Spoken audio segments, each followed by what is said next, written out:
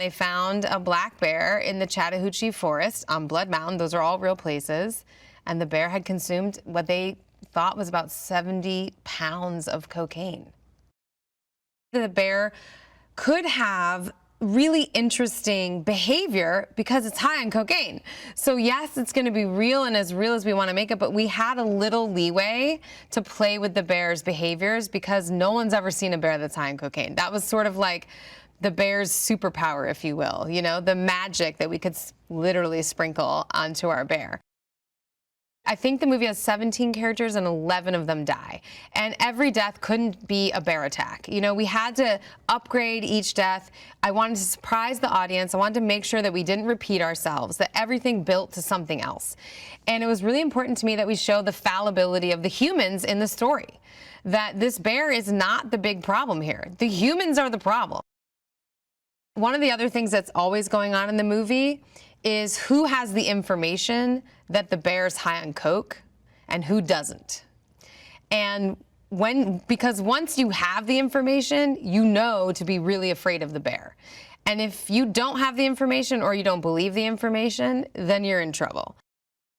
Keri Russell, I just knew from my past experience with her, from everything she's done in film, that she would enjoy the tone of the movie, but she would play it totally straight.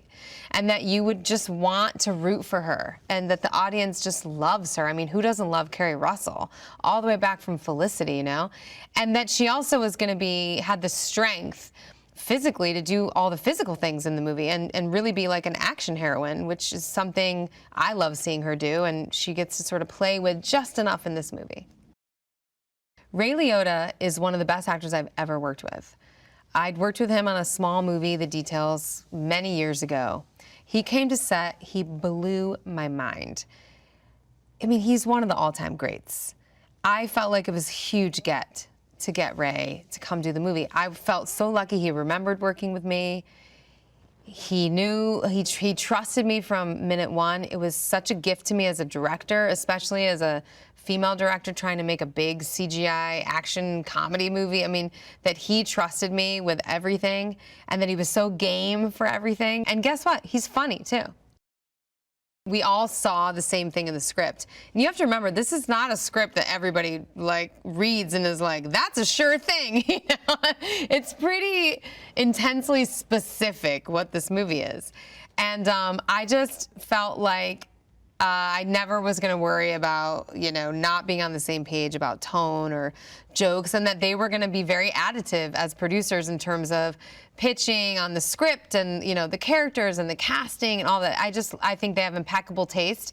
I'm an absolutely ginormous fan of theirs. I loved working with them, and I knew that this would be a positive experience because of all that, and it was. You know, they were nothing but super supportive the entire time. I just feel so lucky to have had them in my corner. I hope that audiences feel the movie lives up to the title. Cocaine Bear is a lot to live up to. And whatever you think it's going to be, it's everything and more.